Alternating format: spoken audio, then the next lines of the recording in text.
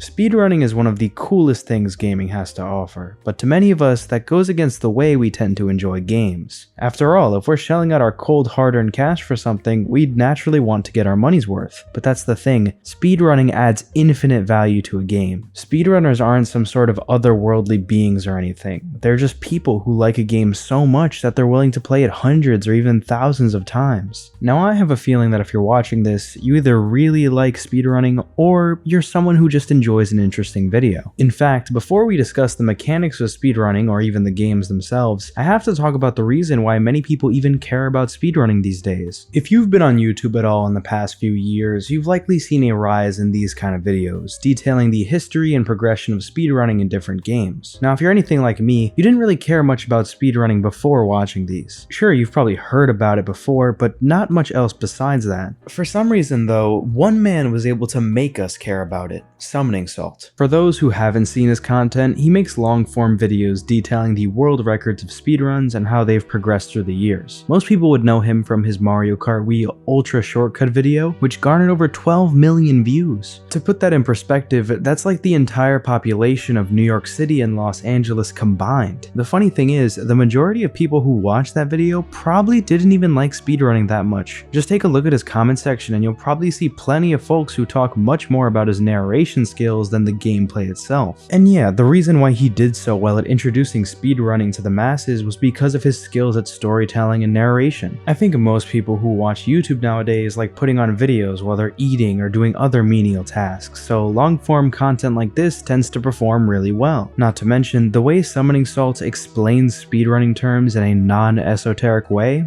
really helps to not exclude anyone from the conversation. His videos serve as a great medium for nostalgic memories of our favorite games, while also learning about new things that are still going on with them. When watching his videos, he puts the speedrunners on the ultimate pedestal, like they're gods about to engage in battle every time they perform a world record attempt. And despite this seemingly dramatic presentation, it doesn't come off as cringeworthy or anything else like that. Instead, you're sort of entranced with his style of storytelling. Will this person finally beat the world record? There's no way they can lower the record even more, right? These subconscious questions keep you hooked in his sometimes hour-long videos about speedrunning history. And while his presentation is seemingly perfect with amazing editing, music choice, and narration, I'd be lying if I said the speedruns weren't pretty cool by themselves too. When I learned that a game like Mario 64 could be beat in just a few minutes, I honestly didn't believe it. After all, this is a game with 120 stars, and even if you did go for the bare minimum, it would still take you 70 stars to beat it. Well, naturally, I wasn't aware of the glitches which allowed you to beat the game with little to no stars. Before I go any further though, we should acquaint ourselves with some of the most important terms of speedrunning. First of all, there are two main types of runs: any percent, meaning you just beat the game as fast as possible, and 100%, meaning you need to complete everything in a game as fast as possible. While these are the most popular, there are hundreds of other ways to run games: low percent, glitchless, jumpless even. Honestly, it depends on what game you're playing and the community surrounding it. There are a few other important terms like TAS, meaning tool assisted speedrun, but we'll talk about them as they come up. With Mario 64 specifically, there are actually quite a few popular variations like 120 star, 70 star, and even 0 star runs. Honestly, I'm not anywhere near qualified to explain all the tricks in these, but I think I should at least talk about one of the most iconic speedrunning glitches of all time: the backwards long jump. The BLJ is executed when you perform Mario's long jump, but backwards. It's not actually as simple as that though, since the goal of doing this is to gain incredible amounts of speed to do things like clip through and bypass walls, doors, and stairs. It's definitely one of those things where it's a lot easier said than done, because you have to have just the right positioning and timing to do it correctly. Honestly, I've tried it myself, and I quickly realized how good speedrunners are at what they do. Sure, I was able to pull it off sometimes, but definitely not quickly. This glitch is actually pretty iconic because Nintendo removed it in a different version of the game released in Japan. This version was only ever released in the West when 3D All-Stars came out, although it doesn't really matter because speedrunners don't use this version anyway, since it makes most of the skips impossible to complete. While we're on the topic, the versions of games actually matter a lot when it comes to speedrunning because of how the frame rate affects the speed of the game. The most obvious version difference people encounter is PAL versus NTSC. These are quite simply the formats in which video is displayed. In the case of speedrunning though, a game played on the PAL version is slower than the NTSC due to a lower frame rate. Inconsistencies like these caused a lot of confusion back in the days of pre-HD game consoles. Speaking of which, the history of speedrunning is rooted quite deeply in gaming's origins. While not exactly popular at the time, one of the earliest instances of speedrunning was recorded when Todd Rogers was said to have achieved a perfect time in the game Dragster. Since this was in the 80s, there was a lot of controversy of whether or not the run was genuine, and of course this would continue once the community of speedrunning actually had regulations. But the first game that brought speedrunners together was actually Doom, since it had a feature that allowed replays of gameplay to be transferred via computer files. People started posting these videos online for verification, and eventually that grew into the community we know today. As time passed, the main website for speedrun verification became Speed Demos Archives, but eventually people started moving over to speedrun.com and proved their runs with methods such as live streaming and YouTube videos. Speedrunning was something that gradually became more and more acknowledged by developers, with games starting to include playtime clocks to measure how long the game was played for. This made things quite easy for some of the runners since there was less of a need to time your own runs. These timers weren't perfect though, and in some of the more retro games like Super Mario Bros, exploiting how they work is a fundamental part of getting the best times. Nowadays, speedrunning is more or less the same in the sense that runners are usually always looking for a new glitch or skip to save them time. Despite games being designed in a much more advanced way, they're usually not that hard to break. Take Breath of the Wild for example. This was a game purposely designed to give players the option of beating the game quickly. Even if you didn't use any special glitches, it could be beaten in just a few hours by a skilled player. Of course, speedrunners love glitches, and some of the tricks in here are pretty cool. I mean, honestly, I haven't done much research into how these are actually done, and I don't even have the slightest guess either, so I'll just assume they're really hard to perform. This world record run by Player 5 is one of the smoothest and most confident runs I've seen of any game, honestly, and it's kind of just funny seeing how normal he looks doing all this crazy stuff. Another Zelda speedrun that I can remember being really interesting for me was Wind Waker HD any %. If I'm not mistaken, this was because of the barrier skip portion of the game, where you could basically shave off 2 hours of a run if you pulled off this insanely hard trick. I remember seeing videos talking about this a couple years ago, and it honestly just blew my mind seeing one of my favorite games of all time being completely demolished by speedrunners pulling off these crazy glitches. I really wanted to try doing them myself, but I just don't think I was cut out for putting all those extra hours of practice in. My personal history with speedrunning is an interesting one because I never actually was serious about it, but I've always been a little interested in doing it. Of course, I've tried my hand at running games like Super Mario 64, but I just didn't grow up with the game, so I didn't care about it as much. I did have one game I took semi-seriously though, Mario Odyssey. I learned the tricks for the first 3 kingdoms, but then I kind of fizzled out of it once I learned that speedrunning is just way too time consuming. The only time I went back to it was when I did a jumpless run of the game with my friend, and it was pretty cool because we played co-op mode and actually got 0 jumps. I don't think I could ever really do speedrunning at a high level though, because at a point I'll just stop enjoying the experience. I really do enjoy watching them though, and it's always cool to see someone beating one of my favorite games in a fraction of the time it takes me. Speaking of which, one of the biggest reasons for speedrunning's popularity is because of live streaming. Specifically, the Games Done Quick events are one of the biggest streams around, and they always raise tons of money for charity. In total, these streams have raised over $45 million and always have events with thousands of people in attendance. In general though, I think the reactions from speedrunners getting world records are some of the best parts about it. Some guys freak out.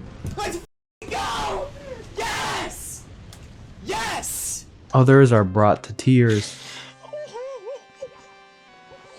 Either way, these runs take an incredible amount of time, so I don't blame anyone for having reactions like these. Something else that's pretty cool about the speedrunning scene are the different kinds of challenge runs that people do. One example is of course the jumpless run of Super Mario Odyssey, but there's also a run where you complete it with the least captures possible. Another popular one is the blindfolded punch-out run, in which Summoning Salt currently holds the world record. Some people even just like setting up tool-assisted speedruns to see how fast the game could theoretically be beaten, and that's even cooler than normal speedruns sometimes. Even though I don't have an interest in speedrunning games myself, I'll always have respect for people who do, especially the runners who compete for world records. Honestly, anyone who has the discipline to work hard at something for that long deserves their props, and at the end of the day, almost all speedrunners do it because of the sense of accomplishment and enjoyment they get from playing their favorite games in the most efficient way possible. Seeing games that typically take us normal folk dozens of hours to beat being reduced to mere minutes is mind-boggling, so yeah, while I might not be able to perform a decent speedrun, at least I can put together a solid video talking about them.